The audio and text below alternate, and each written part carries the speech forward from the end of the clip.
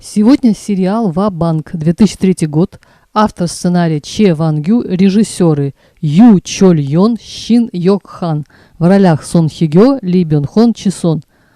Сюжет. Мальчик Ина воспитывался дядей, карточным игроком, который мог спереть, например, яйца в вагоне поезда. Это самое безобидное. У него были друзья из бедноты, которые промышляли воровством. И еще его другом был сын богатого хозяина кинозала Чон Вон, и он познакомился с девочкой из бедной семьи Суйон. Понятное дело, Ина и Суйон были влюблены друг в друга. Вот трудностям этой любви и посвящен сериал, а еще он про дружбу. Я слышала про этот сериал давно, мне его все рекомендовали, но почему-то я не смотрела. И я какие-то кадры видела и была уверена, что сериал с трагическим концом, что главный герой погибает, но все оказалось не так. Как всегда затянут, можно было сделать динамичных 10 серий, ну да ладно. В общем, в целом, впечатление хорошее, лучше, чем «Лестница» и «Соната», но хуже «Фортепиано», «Бали», «Поймай звезду». Но это сугубо мое мнение. Пересказывать сюжет не буду, кто видел, тот знает, кто не видел, посмотрите. Мне показалось, что сериал посвящен человеку, которому постоянно не везет.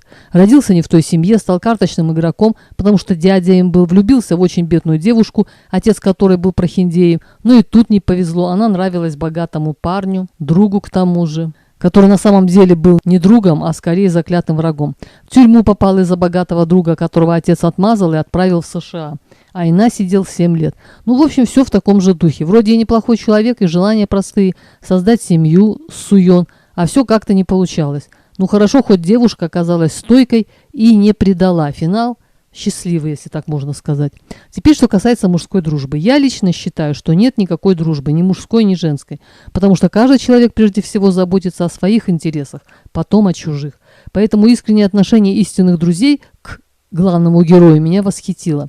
А поведение богатого друга, наоборот, укрепило в мысли, что настоящих друзей не бывает. В общем, 50 на 50. Что же наш главный герой в исполнении Ли Бён-хона, поклонником которого не являюсь? Мягкотелый, добрый, даже добренький, без стержня. Вроде вот жизнь налаживается, потом бац, и вляпается в какую-нибудь сомнительную историю, и надо начинать все сначала. Дает обещание девушке, что они теперь вместе навсегда, а сам пропадает на долгое время. Невезучий, одним словом. В финале он обращается к богатому другу и говорит, что, несмотря ни на что, считает его своим другом, потому что тот сделал во имя их дружбы то-то и то-то, чем поверг друга в смятение. Есть люди, которые, пережив трудности и предательства, не разочаровываются, а продолжают верить в любовь, дружбу и прекрасную жизнь.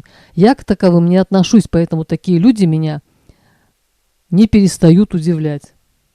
И еще хотелось бы отметить правильную, на мой взгляд, концепцию авторов сериала. Можно было пойти по пути романтизации, героизации бандитского мира. В фильме «Одним бандитом» все время упоминается крестный отец Аль Пачино. Но красной нитью для меня, во всяком случае, была мысль, что весь этот криминальный мир – это просто мираж. Это что-то зыбкое и недолговечное, всегда плохо заканчивающееся. И за этот правильный посыл очень благодарна авторам. Меня потрясла любовная линия бандита и певицы из бара, подруги детства главного героя. Все были против этого брака, и мать, и друзья детства, и главный герой. Бандит-жених был заклятым врагом Ина и хотел его убить. Но Ина с друзьями появляется на свадьбе, поздравляет молодоженов и, обращаясь к жениху, просит беречь невесту.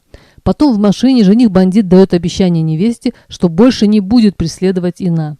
Но тут вдруг их нагоняет кортеж, принуждает остановиться, и расстреливают жениха-бандита свои же бандиты, которым он перешел дорогу. Вот такая романтизация. То есть преследуемый враг пришел с поздравлениями, а бывший босс и соратник выбрал самый знаменательный день для осуществления мести. Когда в финале появляется бывший босс мафиози, я подумала, вот сейчас его обвинят в связи с мафией, и ему придет конец. Но его предупреждают, и они с другом выходят из дела. То есть опять ничего не достиг, но невезучий главный герой успел построить дом отцу и себе, хоть так.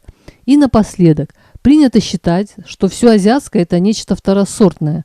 Один мой бывший коллега, будучи сам азиатом, много лет назад шутил так: есть кино хорошее и плохое, а еще есть индийское, корейское и так далее.